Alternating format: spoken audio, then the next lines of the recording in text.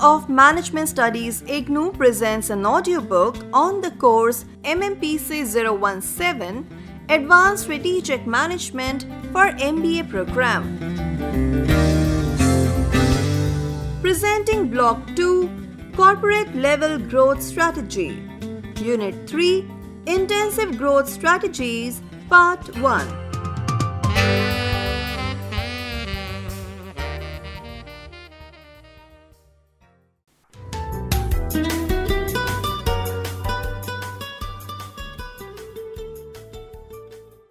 Objectives. After reading this unit, you should be able to acquaint yourself with the concept of corporate strategy.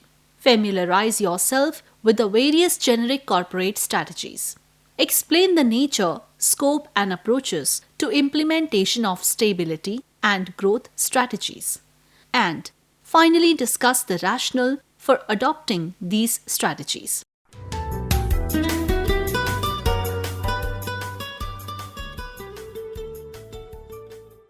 Introduction.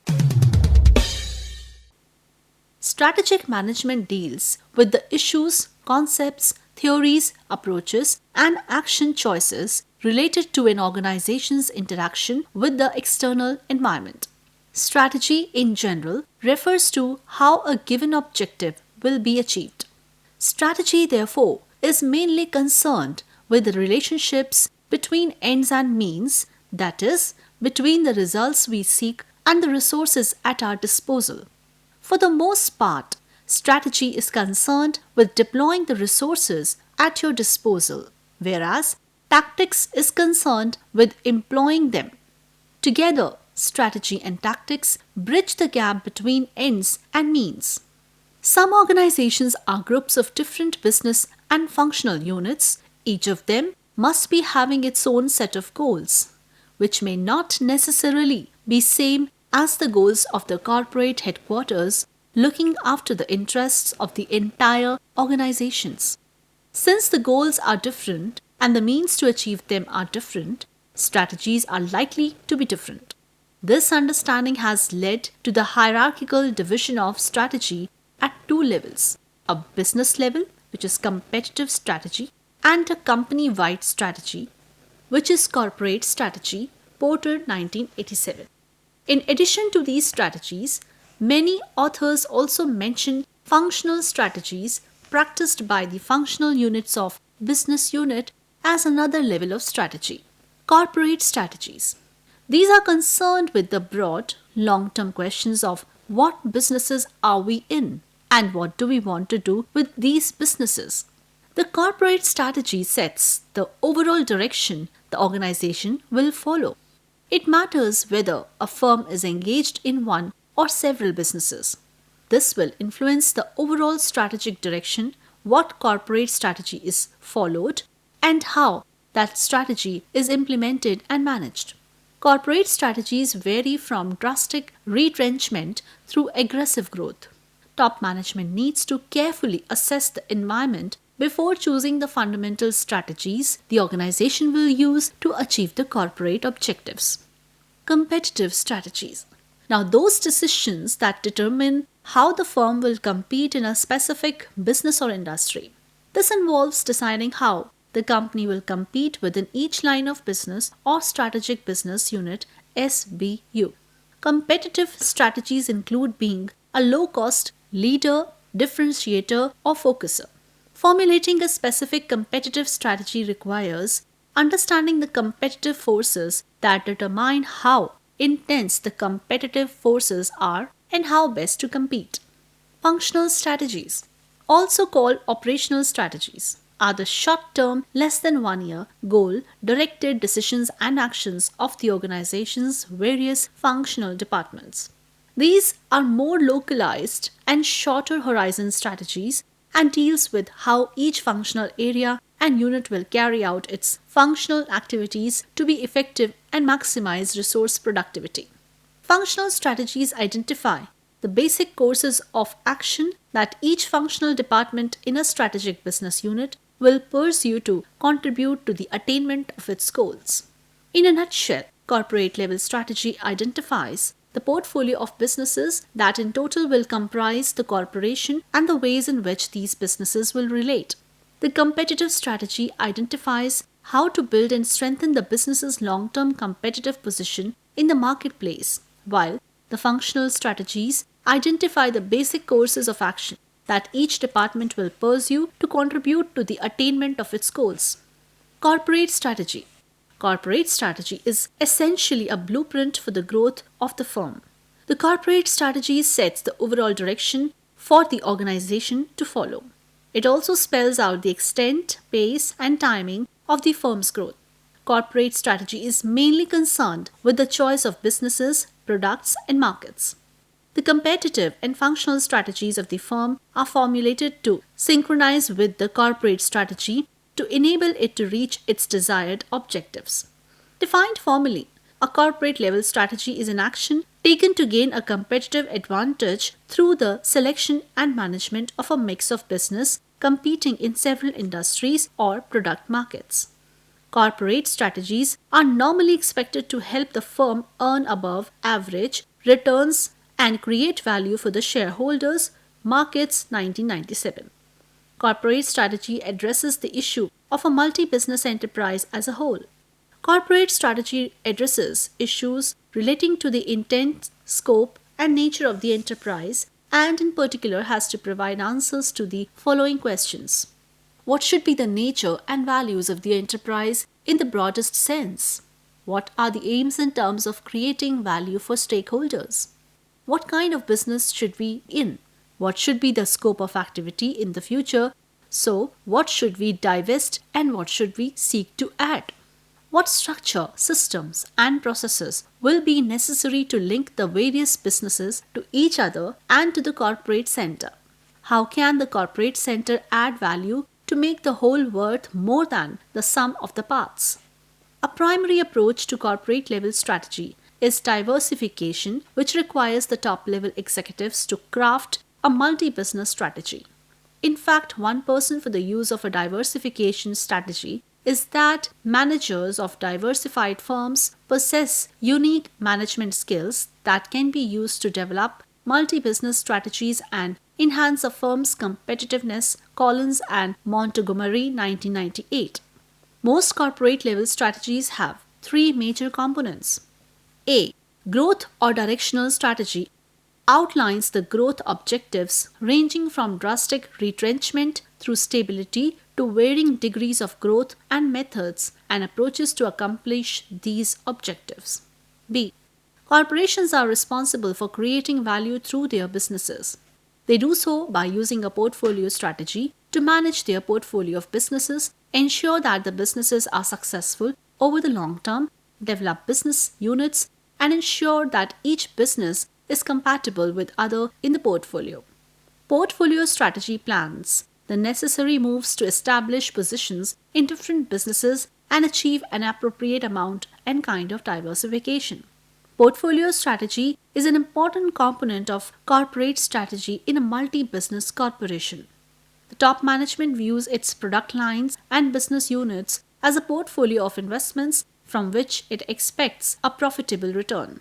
A key part of corporate strategy is making decisions on how many, what types, and which specific lines of business the company should be in. This may involve decisions to increase or decrease the breadth of diversification by closing out some lines of business, adding others, and changing emphasis among the portfolio of businesses. A portfolio strategy is concerned not only about choice of business portfolio but also about portfolio of geographical markets for acquisitions of input, locating various value chain activities, and selling of outputs. In short, a portfolio strategy facilitates efficient allocation of corporate resources, links the businesses and geographically dispersed activities, and builds synergy leading to corporate or parenting advantage. C.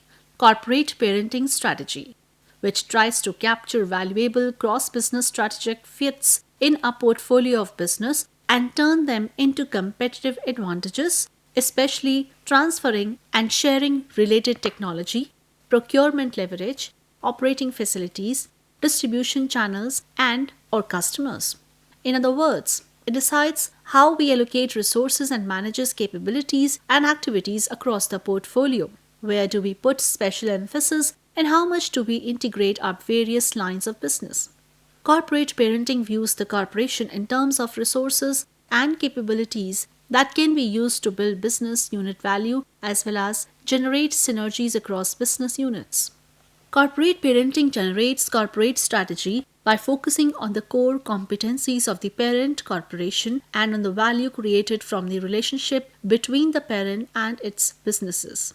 To achieve corporate parenting advantage, a corporation needs to do at least the following: better choice of business to compete, superior acquisition and development of corporate resources, effective deployment, monitoring and controlling of corporate resources, sharing and transferring of resources from one business to other leading to synergy.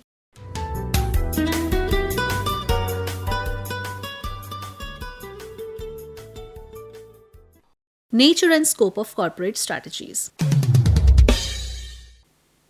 Growth is essential for an organization.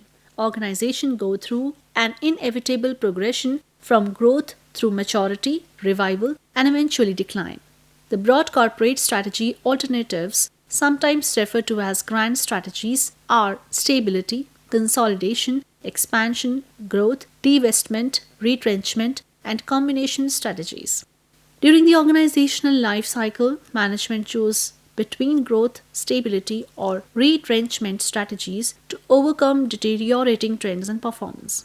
Just as every product or business unit must follow a business strategy to improve its competitive position, every corporation must decide its orientation towards growth by asking the following three questions. Should we expand, cut back, or continue our operations unchanged? Should we concentrate our activities within our current industry or should we diversify into other industries? If we want to grow and expand nationally and or globally, should we do so through internal development or through external acquisitions, mergers, or strategic alliances? At the core of corporate strategy must be a clear logic of how the corporate objectives will be achieved. Most of the strategic choices of successful corporations have a central economic logic that serves as the fulcrum for profit creation. Some of the major economic reasons for choosing a particular type of corporate strategy are: A. Exploiting operational economies and financial economies of scope. B. Uncertainty, avoidance, and efficiency. C. Possession of management skills that helps to create corporate advantage. D. Overcoming the inefficiency in factor markets. And E. Long-term profit potential of a business. The non-economic reasons for the choice of corporate strategy elements include dominant view of the top management, employ incentives to diversify, maximizing management compensation, desire for more power and management control, ethical considerations, and corporate social responsibility. There are four types of generic corporate strategies. These are stability strategies, which makes no change to the company's current activities; growth strategies, which expands the company's activities; retrenchment strategies, which reduce the company's level of activities; combination strategies, it is a combination of above strategies. Each one of the above strategies has a specific objective. For instance, a concentration strategy seeks to increase the growth of a single product line, while a diversification strategy seeks to alter a firm's strategic track by adding new product lines. A stability strategy is utilized by a firm to achieve steady but slow improvements in growth, while a retrenchment strategy, which includes harvesting, turnaround, divestiture, or liquidation strategies, is used to reverse poor organizational performance. Once a strategic direction has been identified, it then becomes necessary for management to examine business and functional level strategies of the firm to make sure that all units are moving towards the achievement of the company-wide corporate strategy. Stability strategy. Stability strategy is a strategy in which the organization retains its present strategy at the corporate level and continues focusing on its present products and markets. The firm stays with its current business and product markets, maintains the existing level of efforts, and is satisfied with incremental growth. It does not seek to invest in new factories and capital assets, gain market share, or invade new geographical territories. Organizations choose this strategy when the industry in which it operates or the state of the economy is in turmoil, or when the industry faces slow or no growth prospects. They also choose this strategy when they go through a period of rapid expansion and need to consolidate their operations before going for another bout of expansion. Growth strategy. Firms choose expansion strategy when their perceptions of resource availability and past financial performance are both high. The most common growth strategies are diversification at the corporate level and concentration at the business level. Reliance Industry, a vertically integrated company covering the complete textile value chain, has been repositioned itself to be a diversified conglomerate by entering into a range of business such as power generation and distribution, insurance, telecommunication, and information and communication technology service. Diversification is defined as the entry of a firm into new lines of activity through internal or external modes. The primary reason a firm pursues increased diversification is value creation through economies of scale and scope or market dominance. In some cases, firms choose diversification because of government policy, performance problems, and uncertainty about future cash flow. In one sense, diversification is a risk management tool in that its successful use reduces a firm's vulnerability to the consequences of competing in a single market or industry. Risk plays a very vital role in selecting a strategy, and hence, continuous evaluation of risk is linked with a firm's ability to achieve strategic advantage. Simons, 1999. Internal development can take the form of investments in new products, services, customer segments, or geographic markets, including international expansion. Diversification is accomplished through external modes, through acquisitions and joint ventures. Concentration can be achieved through vertical or horizontal growth. Vertical growth occurs when a firm takes over a function previously provided by a supplier or a distributor. Horizontal growth occurs when the firm expands products into new geographic areas or increase the range of products and services in current markets. Retrenchment strategy. Many firms experience deteriorating financial performance resulting from market erosion and wrong decisions by management. Managers respond by selecting corporate strategies that redirect their attempt to turn around the company by improving their firm's competitive position, or divest or wind up the business if a turnaround is not possible. Turnaround strategy is a form of retrenchment strategy which focuses on operational improvement when the state of decline is not severe. Other possible corporate level strategic responses to decline include growth and stability. Combination strategy. The three generic strategies can be used in combination. They can be sequenced, for instance, growth followed by stability, or pursued simultaneously in different parts of the business unit. Combination strategy is designed to mix growth, retrenchment, and stability strategies and apply them across a corporation business units. A firm adopting the combination strategy may apply the combination either simultaneously across the different businesses or sequentially. For instance, Tata Iron and Steel Company (TISCO) had first consolidated its position in the core steel business, then divested some of its non-core businesses. Reliance Industries, while consolidating its position in the existing businesses such as textile and petrochemicals, aggressively entered new areas such as information technology.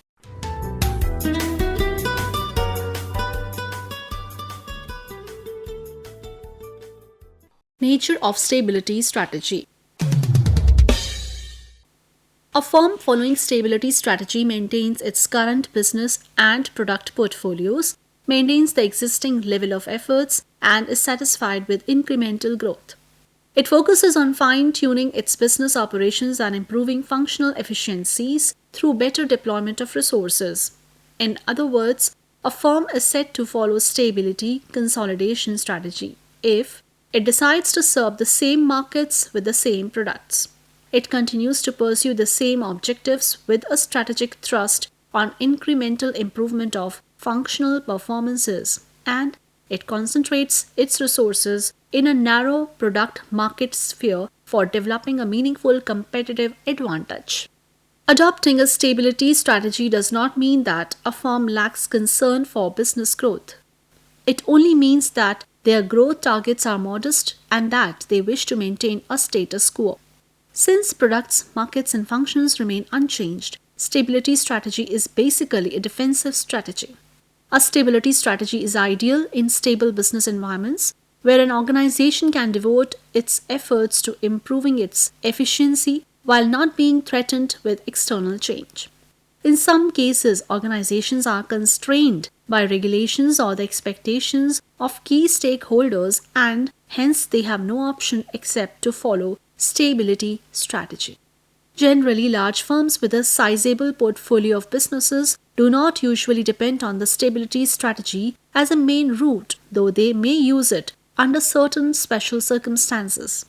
They normally use it in combination with the other generic strategies, adopting stability for some businesses while pursuing expansion for the others. However, small firms find this a very useful approach since they can reduce their risk and defend their positions by adopting this strategy. Niche players also prefer this strategy for the same reasons. Conditions favoring stability strategy.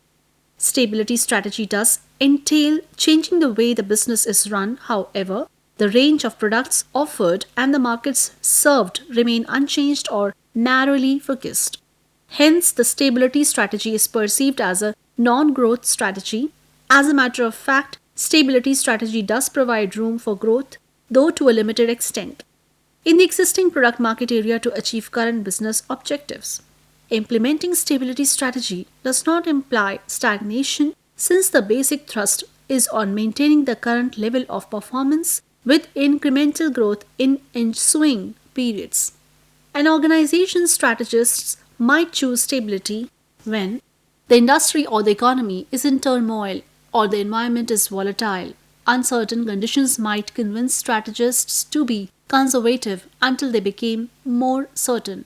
Environmental turbulence is minimal and the firm does not foresee any major threat to itself and the industry concerned as a whole. The organization just finished a period of rapid growth and needs to consolidate its gains before pursuing more growth. The firm's growth ambitions are very modest and it is content with incremental growth. The industry is in a mature stage with few or no growth prospects and the firm is currently in a comfortable position in the industry. Rationale for using stability strategy. There are a number of circumstances in which the most appropriate growth stance for a company is stability rather than growth.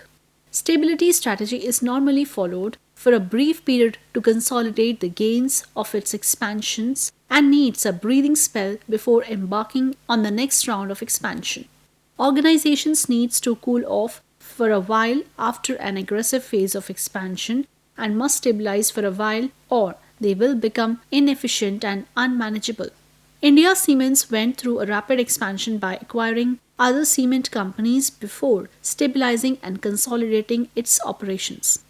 Videocon and BPL had first diversified into new businesses and then started consolidating once faced with stiff competition. Managers pursue stability strategy when they feel that the enterprise has been performing well and wish to maintain the same trend in subsequent years. They would prefer to adopt the existing product market posture and avoid departing from it. Sometimes the management is content with the status quo because the company enjoys a distinct competitive advantage and hence does not perceive an immediate threat.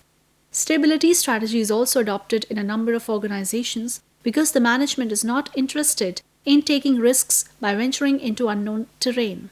In fact, they do not consider any other option as long as the pursuit of existing business activity produces the desired results.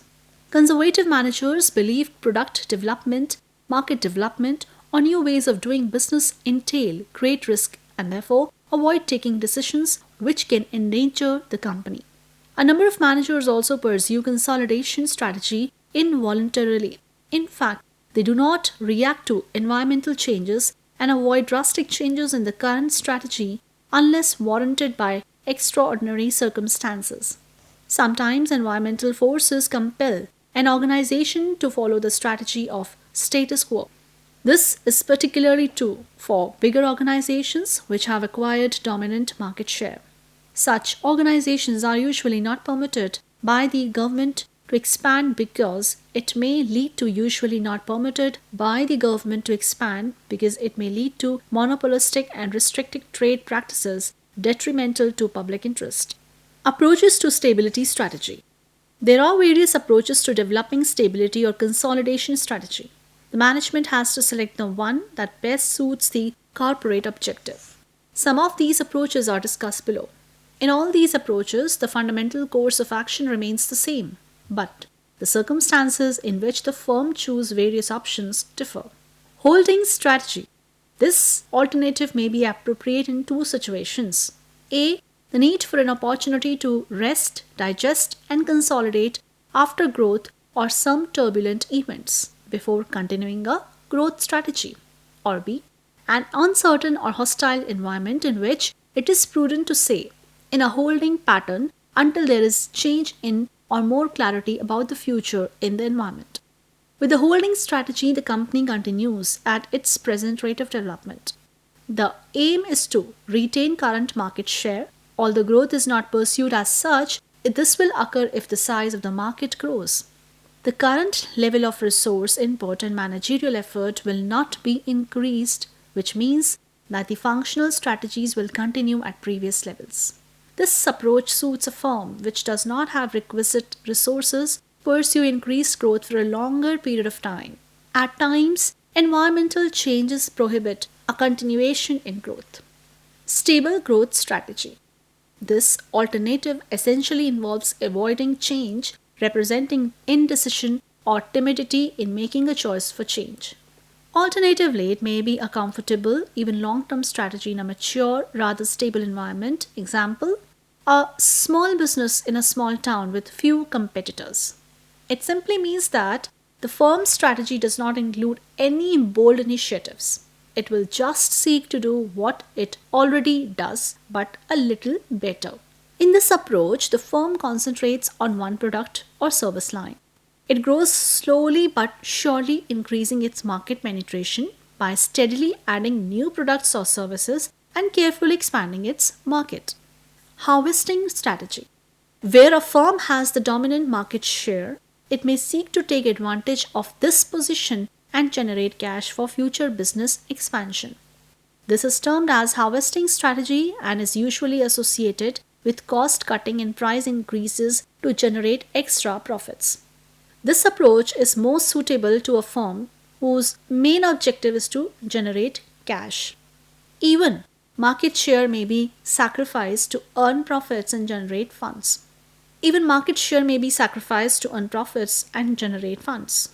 A number of ways can be used to accomplish the objective of making profits and generating funds. Some of these are selective price increases and reducing costs without reducing price. In this approach, selected products are milked rather than nourished and defended. Hindustan Lever's Lifebuoy soap is an example in point. It yielded large profits under careful management. Profit or endgame strategy.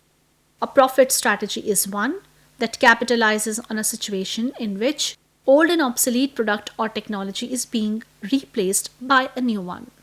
This type of strategy does not require new investment, so it is not a growth strategy. Firms adopting this strategy decides to follow the same technology, at least partially, while transiting into new technological domains. Strategists in these firms reason that the huge number of products based on older technologies on the market would create an aftermarket for spare parts that would last for years. Sylvania, RCA, and GE are among the firms that followed this strategy. They decided to stay in the vacuum tube market until the end of the game.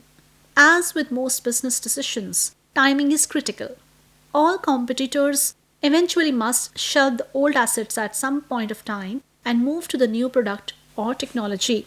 The critical question is, can we make more money by using these assets or by selling them? The answer to that question changes as time passes.